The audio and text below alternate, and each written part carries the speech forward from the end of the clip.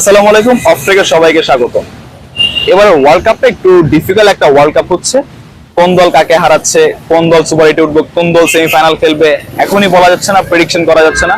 But তবে প্রথম দল হিসেবে বিশ্বকাপে সুপার এইটে কোয়ালিফাই করেছে দক্ষিণ আফ্রিকা, সেও বাংলাদেশের গ্রুপ থেকে। বাংলাদেশ যদি দক্ষিণ আফ্রিকার বিপক্ষে জিতে যেত তাহলে হয়তো এরকম দক্ষিণ আফ্রিকা প্রথম টিম হিসেবে কোয়ালিফাই করতে পারতো না। সেক্ষেত্রে আজকে আমরা নিউজ পেতাম বাংলাদেশ কোয়ালিফাই করেছে।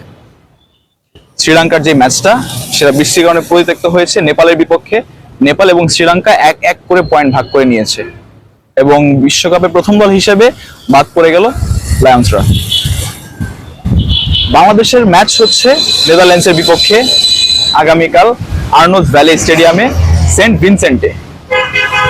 আমি যতটুকু জানি যে প্রায় 11 বছর পর সেন্ট ভিনসেন্টে ইন্টারন্যাশনাল ক্রিকেট ফিরছে এবং সেন্ট ভিনসেন্টের যেই পিচটা, সেই পিচ রিপোর্ট অনুযায়ী বলা হয়েছে সেন্ট ভিনসেন্টের পিচটা একেবারে batting friendly, bowling friendly, spin friendly. অর্থাৎ আপনাদের ব্যাটাররাও যেভাবে সুযোগ পাবে আপনাদের বোলাররাও সেরকম সুযোগ পাবে, বাট বোলারদের মধ্যে স্পিনাররা একটু বেশি সুযোগ পাবে। এখন এই পিচটা যেহেতু অধিনায়ক নাজমুল হোসেন শান্তর ওরকম অ্যাবিলিটি আছে পিচটা দেখার মতো, আর কারো নাই, ক্যাপ্টেনরা দেখতে পারে ম্যাচের আগে পিচ।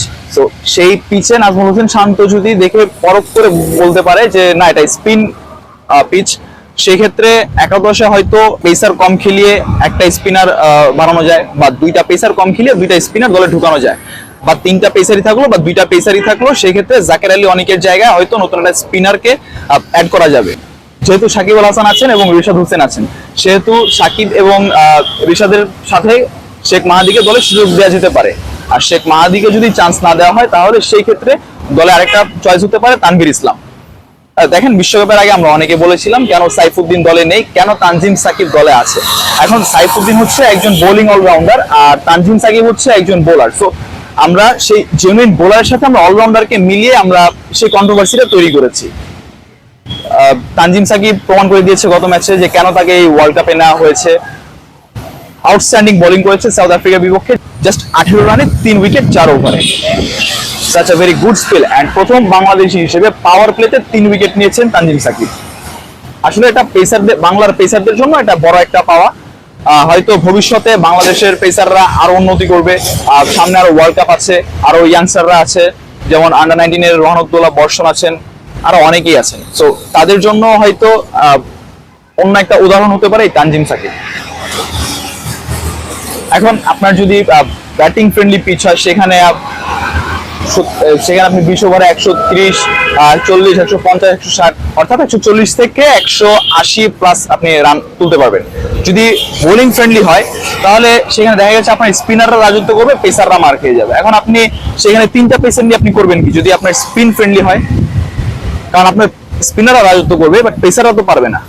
এখন আপনি তিন পেসার নিয়ে সাহসিকতা দেখিয়ে আপনি একাদশে খেলালেন, তারপর আপনার 3 পেসারই মার খেলো বা দুজনই মার খেলো, একজন ঠিক আছে, সেক্ষেত্রে তো কথা অধিনায়ক শুনবে না, কথা শুনবে সেই পেসারটা বা সেই খেলোয়াড়টা।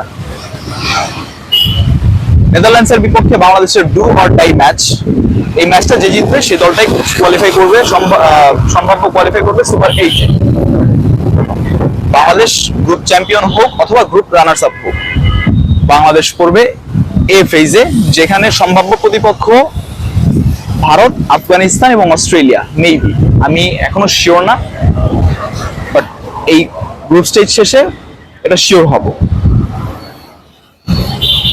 সো বাংলাদেশের ভালো খেলতে হলে, সেমিফাইনাল খেলতে হলে, বাংলাদেশের যদি ফাইনাল খেলতে হয় সেক্ষেত্রে এই যে পিচটা, সেই পিচটায় বাংলাদেশের মন মতো খেলতে হবে।